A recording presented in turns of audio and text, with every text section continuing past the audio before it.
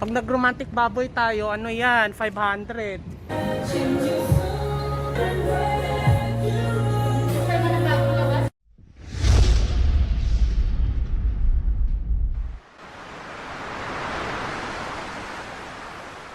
Ayun nga guys, i-share ko lang sa inyo ng bonggang-bongga. Wag na wag kayo talagang mamamalengke or do other businesses that involve cash or payment kapag wala ka talagang tulog. Dahil ako personally kahapon, bangag kasi talaga ako, pumunta ako ng palengke dahil ang out ko naman ay alas 5 ng madaling araw. So alas 5 pa lang malengke na ako dahil wala masyadong tao. Kasi nga takot ako sa tao dahil nga may COVID. Medyo bangag-bangag pa ako dahil sa antok. Diretso na agad ako sa palengke dahil malapit lang naman ang palengke dito. 1 minuto lang naman na lakad. So ngayon, sabi ko, bibili ako ng hipon dahil magba-buttered shrimp ako or di naman kaya magsisinigang ako. Tapos, ang hipon kasi, ang 1/4 na kilo ay 100 pesos. So, merong placards doon na 1/4 is 100. Nakalagay doon sa tumpok-tumpok. So, sabi ko, pa-order ako dalawa. Ang ibig kong sabihin, 200. So, that's half kilo. So, 200. Ang sabi ko, dalawa. Parang oo lang ako nang basta nasabi. Ang nasa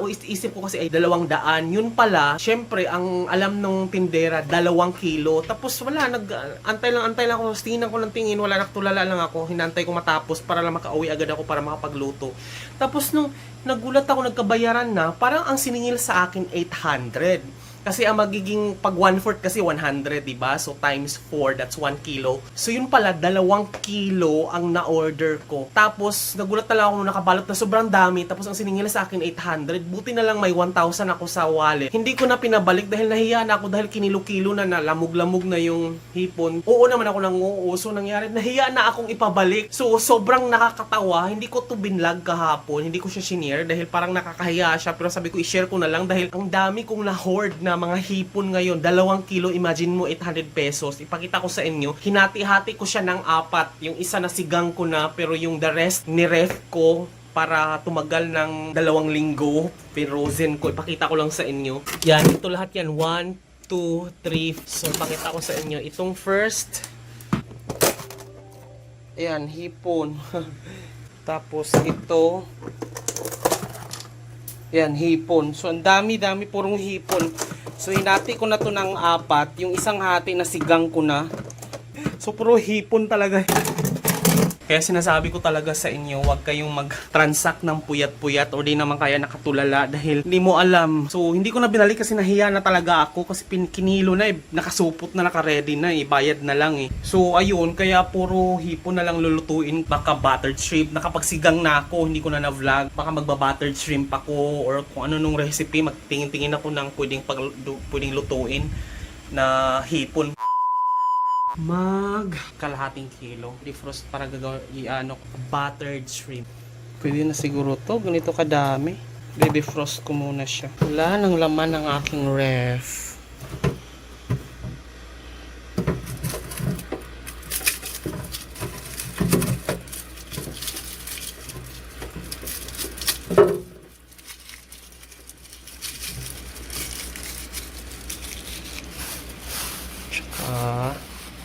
Butter and kamatis.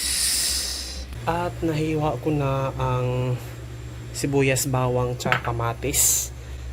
Maghanda na rin ako ng butter. Mga ganito siguro kadami. Yan. Tapos may mantika, may natira kasi ako mantika dito. So,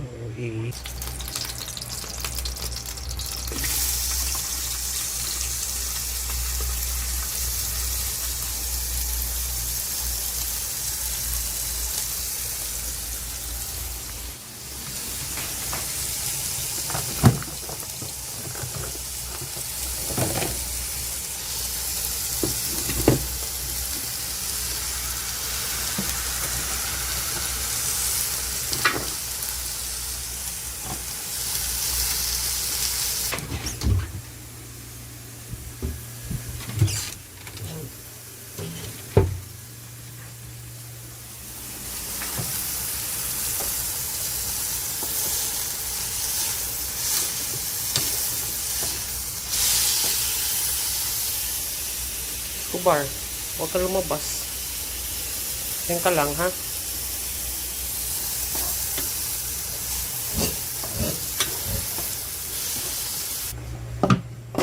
Lagyan natin ng kaunting patis. Hindi ako nag-aasin. Ito asin ko guys. Pero hindi ako nag-aasin. Patis lang kasi inuubos ko kasi ito. Kasi napadami yung bili ko. Nagkamali ako ng dampot. Patis pala to. Akala ko tuyo. So inuubos ko na lang siya.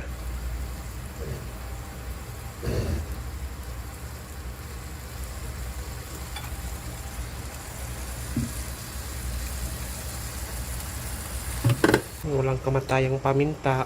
Lagyan natin paminta, konting chili powder, tsaka basil, tsaka cumin powder. Yan. Tsaka lagyan natin ng kaunting Lea Perrins at liquid seasoning.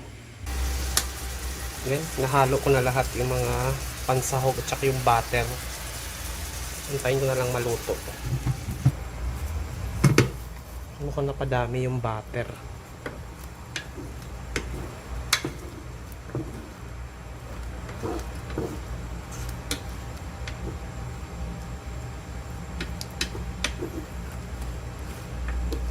Tomorrow.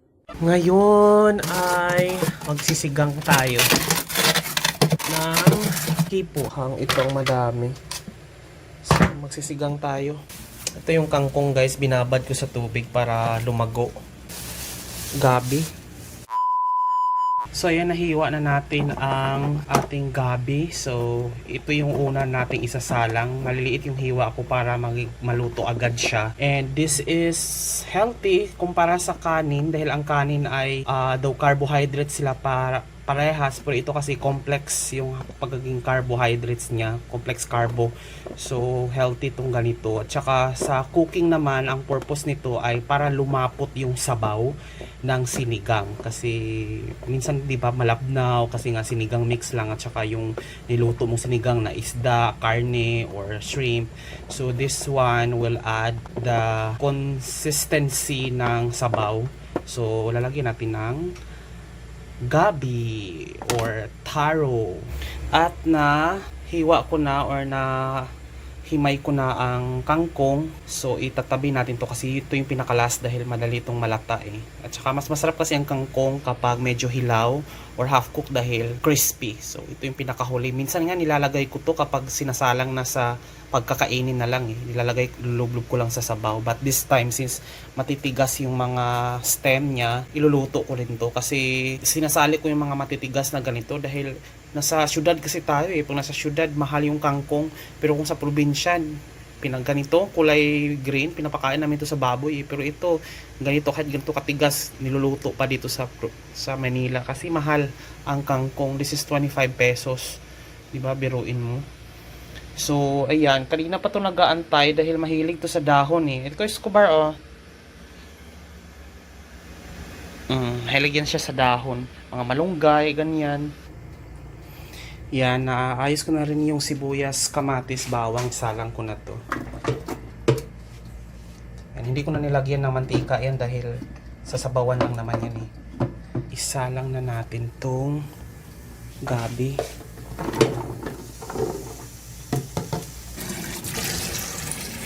Saka natin isabaw. Ay, timplahan na natin. So ito ang gagamitin ko guys, patis. Dahil inuubos ko nga to eh. At saka masarap talaga ang patis ipang timpla kaysa sa asin. Dahil may ibang amoy to eh. Yung amoy babaho. Pero pag nilagay sa pagkain, bumabango yung pagkain. So kaya maaga kong nilagay or tinimplahan dahil meron tayo kasing gabi. Ang gabi is containing starch. Tapos pag starch talaga, sobrang bilis niya mag-absorb ng sodium or yung asin. So, hindi natin alam kung maalat ba or matabang kapag late na natin nilagay ang ating sodium or asin or pangtimpla. Kaya ngayon pa lang tinitimplahan na natin para later on, adjust na lang. Yan, luto na siya. Salangan natin to. Medyo malapot na rin siya. Luto na.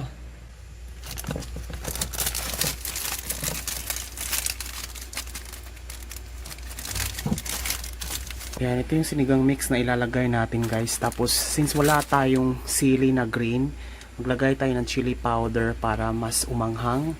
And syempre pa, itong ating all seasoning and paminta. And yun lang muna siguro ang ilalagay natin. Lagay natin yung basil.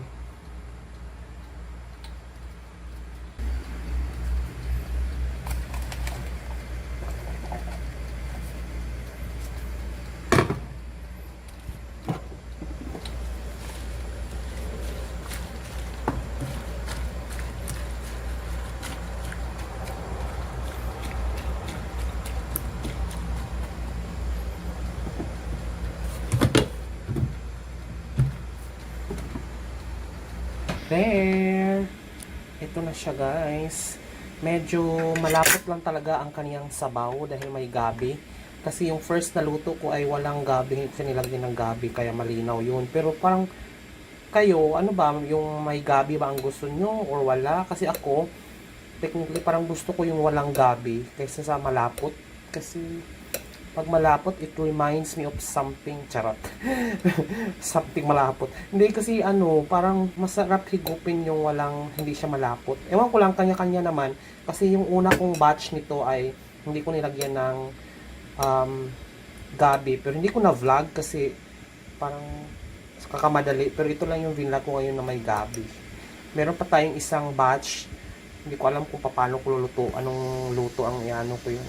Anong luto ang gagawin ko doon. Last na rin naman yun. Tapos na after nun, wala nang hipon.